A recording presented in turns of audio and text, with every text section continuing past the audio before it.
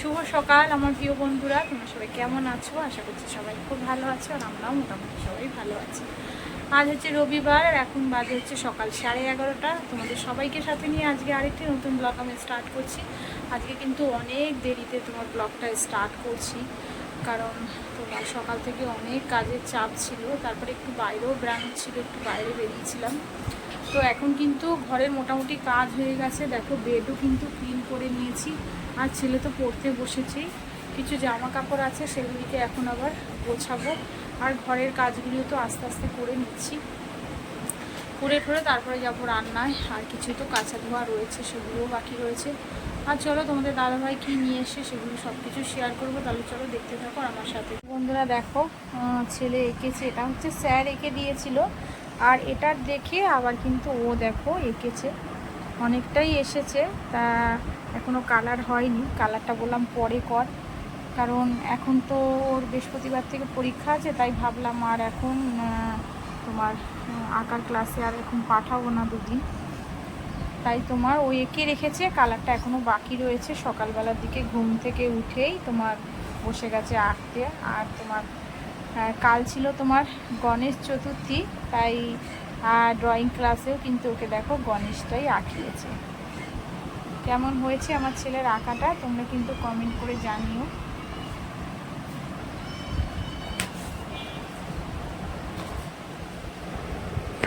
আর এটা হচ্ছে কালকে তোমার এঁকেছে, মানে ড্রয়িং ক্লাসে গিয়ে স্যার তোমার আঁকিয়েছে। তা দেখো, আস্তে আস্তে হাত আসছে, আগে এগুলি কিন্তু কিছুই সেরকম পারতো না। তো এর তোমার দেখো বাচ্চা, তার মায়ের কোলে একটা বাচ্চা বসে আছে, তার সন্তান বসে আছে মায়ের কোলে।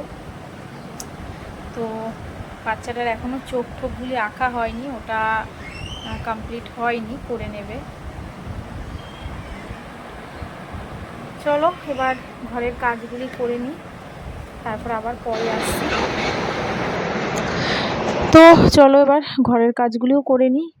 আগেই বেডটা ক্লিন করে নিয়েছি, কারণ জানি ছেলেকে পড়তে বসাতে হবে। তাই আগেই আজকে বেডটা ক্লিন করে তারপরে কিন্তু ওকে বসিয়ে দিয়েছি পড়তে। আর এদিকে দেখো, আমার যেগুলি রোজকার পোছাপুছি থাকে, তো সেগুলি একটু পুছে নিচ্ছি। আর এগুলি তো তোমার 2-3 দিন বাদে বাদে পুছি, তা আজকে ভাবলাম একটু পুছে নিই। একটু দেখলাম হালকা হালকা ধুলো পড়েছে। আর যদি এরকমভাবে ফেলে রেখে দিই না বন্ধুরা, তাহলে আর দেখতে হবে না। আর তোমরা তো জানো, যারা আমার ব্লগ দেখো, আমার বাইরে কিন্তু ব্যালকনি থেকে প্রচুর তোমার ধুলোবালি উড়ে আসে, যার জন্য তোমার ঘরে এত তোমার ধুলো পড়ে না, মানে কি বলবো। তো প্রতিদিনের কাজটা ওই জন্য ফেলে রাখি না, ভাবি না প্রতিদিনের কাজটাই করে রাখি। কারণ এই যদি তোমার ফেলে রেখে দিই, তাহলে আর তোমার ঘর আর দেখা যাবে না, মানে ঘরের ধুলোয় মুলে ভরে যাবে।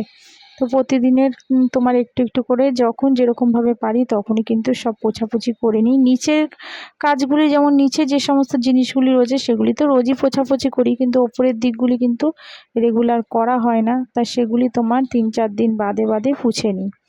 তো ওদিকে পোছাপুছি করা হয়ে গেল। আর এদিকে দেখো, যে সমস্ত জামা কাপড়গুলি সব শুকিয়ে গেছিলো, সেগুলি কিন্তু আবার বাইরে থেকে এনে দেখো সুন্দর করে গুছিয়ে রাখছি। আর বাইরে কিন্তু মেঘের অবস্থা প্রচুর খারাপ, কিছু কাঁচা রয়েছে, তা সেগুলি এখনও কাচিনি, কাচবো। এগুলি তোমার কালকের কাঁচাগুলি শুকিয়ে গেছে, তা সেগুলি ভাঁজ করছি। আর মেঘের অবস্থা দেখে আর ইচ্ছাও করছে না কাচতে, কিন্তু কাঁচাগুলি যদি রেখে দিই না বন্ধুরা, আবার কালকে আরও কাঁচা বেরায়। আর তোমরা তো জানো, আমার প্রতিদিনই কাচাকুচি থাকে ঘরে। ঘরে ছোট বাচ্চা, আর ছোট বাচ্চা কেন, আমাদের বড়দেরও তো কত কত জামা কাপড় রোজই ধরো বেরাচ্ছে। তো সেগুলি কাচবো, কিন্তু মেঘের অবস্থা পুরো একদম কালো হয়ে গেছে, মনে হচ্ছে এক্ষুনি তোমার ঝাঁপিয়ে বৃষ্টি নামবে। তো দেখা যাক, চলো আমার ঘরের কাজগুলি করে নিই। আর ওদিকে তোমাদের দাদাভাই কিন্তু এখনও বাজার নিয়ে আসেনি। তো কি আনবে আজকে আর ফোন করেনি। তো ভাবছি যে দেখা যাক কি আনে, সেগুলি তো তোমাদের তো দেখাবই। তো ওদিকে ছেলে কিন্তু পড়ছে, আর এদিকে দেখো বৃষ্টিটাও কিন্তু জোরে নেমে গেছে। এখন কিন্তু আমি আবার কিছু জামা কাপড়ই তোমার তুলতে গেছিলাম, কারণ জোরে দেখো বৃষ্টি নেমে গেছে। জোরে বৃষ্টিটা নেমেছে, পুরো ওয়েদার পুরো কালো হয়ে গেছে। আর দেখো কি জোরে বৃষ্টি, দেখো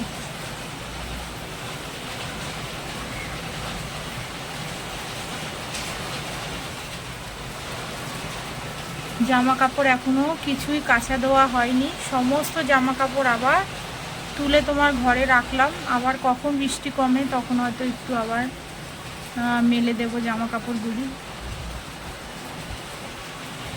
তো জামা কাপড় তুলে রেখে এলাম, কারণ বৃষ্টিটা পড়ছে। এদিকে কিন্তু তোমাদের দাদাভাই নিয়ে চলে এসছে, মানে মাটন নিয়ে চলে এসছে, তা সেটাই তোমার রান্না করব। দেখো আলুগুলি কিন্তু শাশুড়ি বেশ বড় বড় করে কেটেছে, আর একটু পেঁয়াজ আর আদা রসুন তোমার একটু মিক্সিতে মিক্স করে রেখেছিলাম। তো সেগুলি সব বার করে কিন্তু একদম গুছিয়ে গাছিয়ে রেখেছি, যে তাড়াতাড়ি করে রান্নাটা বসিয়ে দেব। কারণ রবিবার দিন তো সেরকম কাজ টাজ খুব একটা বেশি থাকে না তোমাদের দাদাভাই, তাই একটু তাড়াতাড়ি খেতে চলে আসে, তাই কিন্তু সমস্ত কিছু গুছিয়েই রেখেছিলাম। তো এবার করে নেব। দেখো মাংসগুলি কিন্তু ভালো করে একটু ধুয়ে নিচ্ছি। আর খাসির মাংসে খুব একটা নোংরা না থাকলেও কিন্তু বন্ধুরা ভালো করে ধুতে হয়, কারণ তোমার খাসির মাংসে না প্রচুর লোম একটু একটু কিন্তু লেগে থাকে। তো সেগুলি কিন্তু আগে শাশুড়ি জানো তো মাংস ধুতো, তো এখন আর দিই না, কারণ উনি ঠিক মতন চোখে অত পরিষ্কার দেখতে পায় না। তাই আমি বলি তোমার ধুতে হবে না, আমিই ধুয়ে দেবো। আর দেখো মাংসের সাইজগুলি কিন্তু খুব বেশ বড় বড় করে কেটে এনেছে, ভালোই বড় বড় পিস করেছে। মানে এত বড় বড় পিসও করে আনে না, জানি না আজকে কেন এত বড় বড় করে পিস করেছে। আসা মাত্রই তোমাদের দাদাভাইকে বলেছিলাম, বলছে ওখান থেকেই ওরা এরকম করে বড় বড় পিস করে দিয়েছে। তো যাই হোক মাংসটা রান্না করব, করে তো একটু তোমার ননদের বাড়িতে আর আমাদের বাড়িতে তো পাঠাবোই। ননদের বাড়িতে পাঠাবো একটাই কারণ প্রত্যেক রবিবার ননদের বাড়িতেও তোমাদের দাদাভাই একটু বাজার টাজার করে দেয়। কিন্তু আজকে তোমাদের দাদা মটন নিয়ে চলে এসছে, তাই ও মটন খাবে না বলে শুধু ওর মেয়ে খাবে, তাই বললো এখান থেকেই রান্না করে আমাকে দিয়ে দেবে, আমি গিয়ে দিয়ে আসবো। তা সেটা করব বলে একটু বেশি করে নিয়ে এসে। আর দেবো হচ্ছে একটু ওল ভাতে। ওলটা কেটে রেখেছি, একটু প্রেসারে আগে তোমার সিদ্ধ করে নেব। আর ওল ভাতে খেতে কিন্তু ভীষণ ভাল লাগে। এদিকে দেখো মাংসটাও তোমার বসিয়ে দেবো, মশলাটাকে ভালো করে কষিয়ে নিলাম। আর ওই গ্যাসটাতে একটুখানি উচ্ছে ভাজা বসিয়ে দিয়েছি, ভালো করে কষিয়ে নিয়েছি। আর একটু একটা ছোট টমেটোমের মতন দিয়েছি। এবার দেখো মাংসগুলিও দিয়ে দিচ্ছি, আর আর্ধেকের মতন তোমার ক্যাপসিকামও দিয়েছিলাম, তা সেটা তোমাদের সঙ্গে শেয়ার করতে পারিনি। যখন পেঁয়াজগুলি ভাজছিলাম তখনই দিয়ে দিয়েছি। খাসির মাংসে ক্যাপসিকাম আমি দিই না, কিন্তু ক্যাপসিকামটা এনেছিলাম তোমার 2-3 দিন আগে, আর্ধেক মতন রেখে দিয়েছিলাম, আর আর্ধেকটা দিয়েছিলাম একটু পনিরে। তা দেখলাম নষ্ট হয়ে যাবে, তাই একটু তোমার মটনে দেখো দিয়ে দিলাম। তো চলো ভালো করে একটু কষিয়ে তোমাদের দাদাভাইয়ের জন্য একটু কষানো তুলে রাখবো, যেমনভাবে কষিয়ে একটুখানি হালকা বাটির মধ্যে কিন্তু কষানোটা তুলে রাখি। কারণ তোমাদের দাদাভাই কিন্তু কষা মাংস খেতে খুব ভালোবাসে, আর খাসির মাংস তো এরকমভাবে কষিয়ে তো তোলা যায় না, তাই শুধু মশলাটা আগে তুলে নিই, তারপরে যখন সিদ্ধ হয়ে যায় তখন একটা মাংস ওই কষানোটার মধ্যে রেখে দিই। তো এই দিয়ে তোমাদের দাদাভাই খেতে খুব ভালোবাসে। আর দেখো মাটনটা পুরো কষে গেছে, এবার জল দিয়ে তারপরে প্রেসারে বসিয়ে দেব। আর এতক্ষণে যেসব বন্ধুরা আমার ব্লগটা ধৈর্য ধরে দেখছো, তো তোমাদের প্লিজ সবাইকে বলছি, তোমরা যদি আমার চ্যানেলে সাবস্ক্রাইব না করে থাকো, তো প্লিজ আমার চ্যানেলে একটা সাবস্ক্রাইব করে আমার পাশে থেকো। আর যেসব বন্ধুরা করে রাখছো বা করেছো তাদের তো অসংখ্য ধন্যবাদ। এইভাবেই আমার পাশে থেকো তোমরা, আমিও তোমাদের সবসময়ের জন্যই পাশে থাকবো। আর দেখো মাংসটা কিন্তু পুরো কষে গেছে, আলুটাও দিয়ে দিলাম। কষানোর পরে কিন্তু আলুটা দিয়েছিলাম, আলুটা আগে ভেজে নিয়েছি, কারণ আগে আলু দিলে না জানো তো পুরো আলুগুলি গলে যায়। এদিকে দেখো রান্না বান্না পুরো কমপ্লিট হয়ে গেছে, এই যে মাংস। আর এদিকে দেখো তোমার বেড়ে রেখেছি একটুখানি কন্টেনার করে, একটু আমাদের বাড়িতে দেব, মানে আমার বাপের বাড়ি আর আমার ননদের মেয়েকে দেব। তো দুটোতে বেড়ে রেখে দিয়েছি, এটা ননদের মেয়ে শুধু খাবে, ননদ খাবে না, এটা হচ্ছে আমাদের বাড়িতে দেব।